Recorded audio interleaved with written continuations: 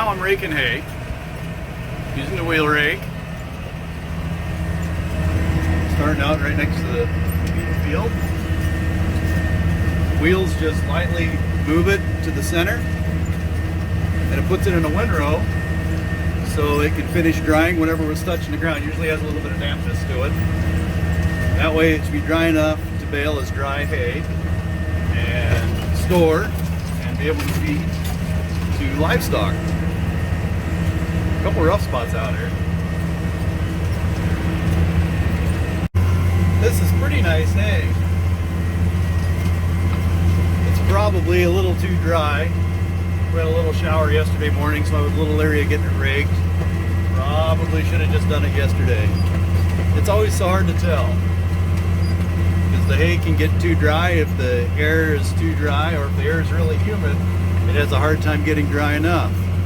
So it's a lot of science and a little bit of art and a lot of guesswork and hoping the weather holds. And it's always fun, I guess.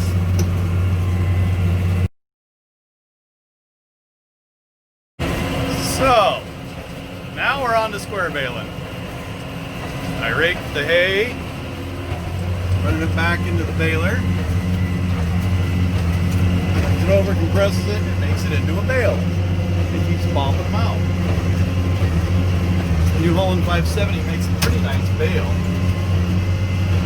Right now I'm going through where I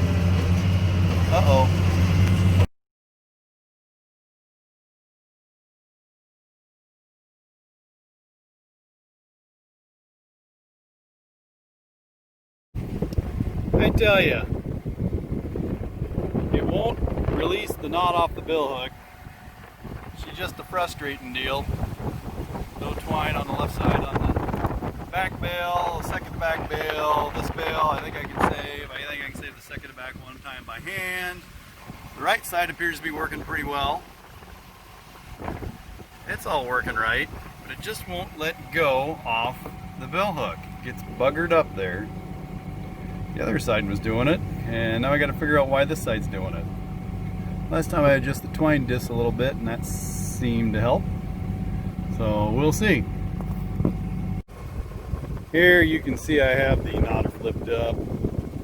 You can see it's hanging on to the top of the bill hook. Makes the knot, wipes it off the bottom, but the top just won't let go. So, I don't know. Such a finicky little rascal. I don't know if I need to adjust the tension over here or what.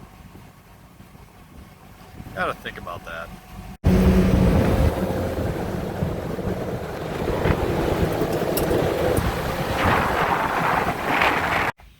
All right, Reed, you got some wild hair. I want to comb it down. Did you already comb yours down, Grant? Yeah.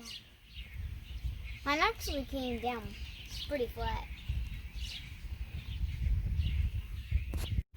I got the cool windblown look too. Right, guys? No. Yeah. No. They're so helpful. Or no.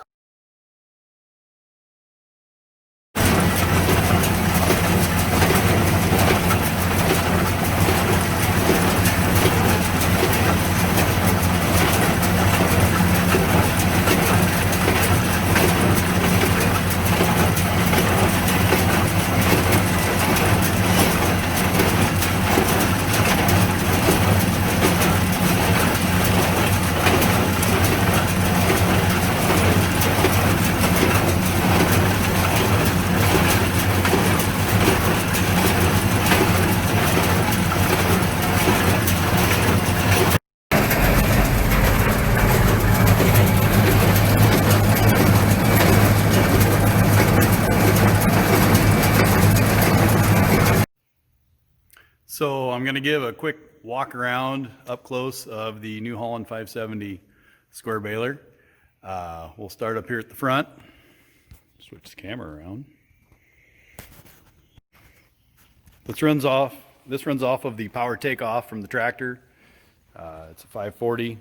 It spins this shaft, runs back here, spins the flywheel, some other things, and that's what drives it.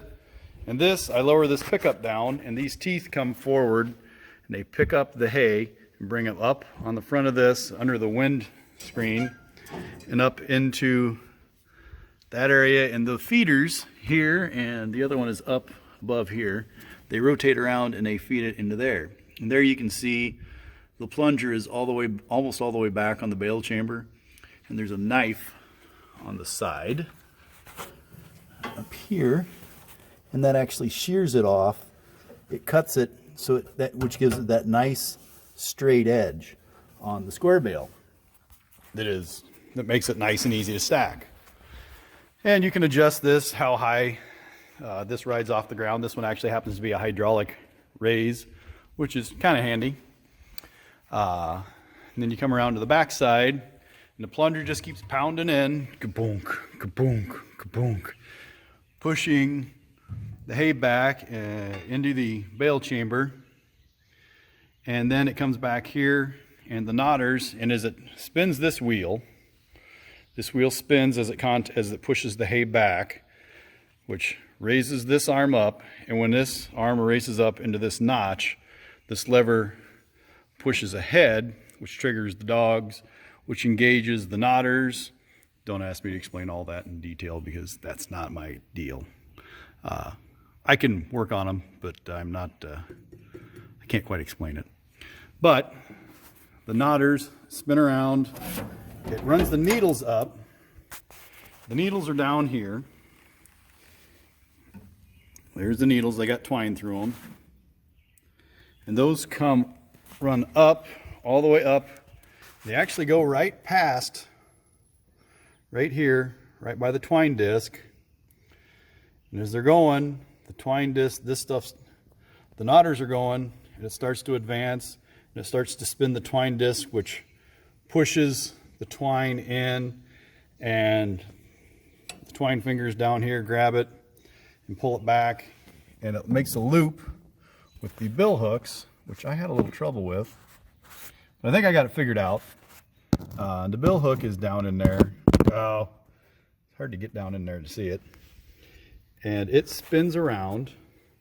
It's got a little tongue on it. It spins around, and it puts a twist in it. And there's videos you can Google to see how that runs in slow motion. But it puts a twist in it, and then the knife arm comes and cuts the end of the twist off, which makes the knot so it can't come undone, it's really cool to watch it work. And the first few times you got to watch it, I had to watch it a few times to really kind of get exactly what it was doing. There you can see, that's the bill hook there. That right there, the shiny, shiny silver part. And it spins around, and then it's supposed to let go of the twine as it comes back down, comes back around. And this arm is the wiper arm. It's got a knife on it. It goes back and forth, and as it comes back, the knife, which is right there, cuts the twine and leaves it a complete knot. And it keeps pushing back, ka-chunk, ka-chunk, pushing it back here out the chute. And this has hydraulic tension where I can adjust this pretty simply up on the side of the machine right here. I just twist this knob and adjust the tension to make the bales however light or heavy I want. And it comes back and it pushes out the chute, and then I put the other one on it when we're running on a hay rack. This is for just dumping on the ground. And then it'll run up that one, and it'll run up a second chute right onto the hay rack, and guys on the hay rack can just stack it. This is not near as common as it used to be. It used to be about the only way anybody did this stuff, but not so much anymore. And that's kind of the quick and dirty of how a square baler runs. It also gets the twine out of the twine box. I'll show that quick. This machine I have two square balers. One my grandfather bought in about 1960 or a little before maybe. And this one, I'm not sure what year it is. They made the 570s for about 20 years, from 89 to 08. But it's made to hold 6 bales of twine, 3 bales of twine, 6 rolls of twine. you go through all that, you know, it's made to run production, and it'll really eat the hay and go like crazy. And you just buzz through, and you can get a lot done in a day with one of these. A lot of these are used, they use them, and they have some kind of mechanized way of picking them up instead of stacking it by hand. So hopefully everybody enjoyed that little run through. It'd been more fun, I suppose, if I'd done it when it was running, but usually when it's doing that, I want to get stuff done. So hope everybody enjoyed that. One thing I forgot to mention that I was going to mention is the parts on this baler, which is, you know, roughly 25 years old. The parts on the knotters, for the most part, are the same and interchangeable with the square baler that's 50 or 60, about 60 years old. So the knotters, and I haven't looked at a brand new knotter lately, but the knotter itself has not changed in longer than that, because knotters weren't new then. So I always found that pretty interesting. It's a lot of fun to watch those things work. Like anything else mechanical, when it works, it's fantastic, and when it doesn't, it's not.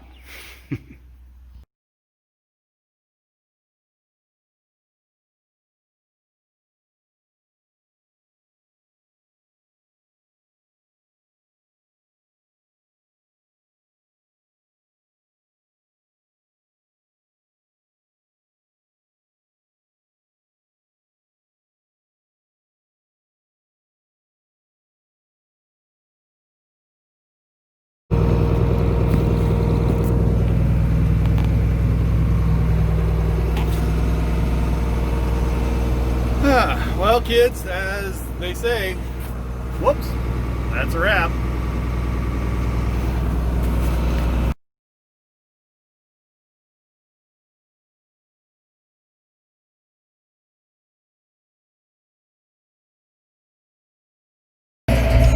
Rented a new farm. Figure I'll go plant corn today, June 4th. Good time to get going. Heck yeah. Got my hair cut. I'm ready. Let's do this. Oh yeah. Welcome home, sir. You need Drop to a pay little corn attention in the to control ground. the time today. With Fourth every of passing June. hour, I will remind you once. Enjoy your time, Getting her sir. done. Well, we're doing her. We're putting seed in the ground. We're making it happen. Nothing like planting corn on the 4th of June. Hell yeah. Woo!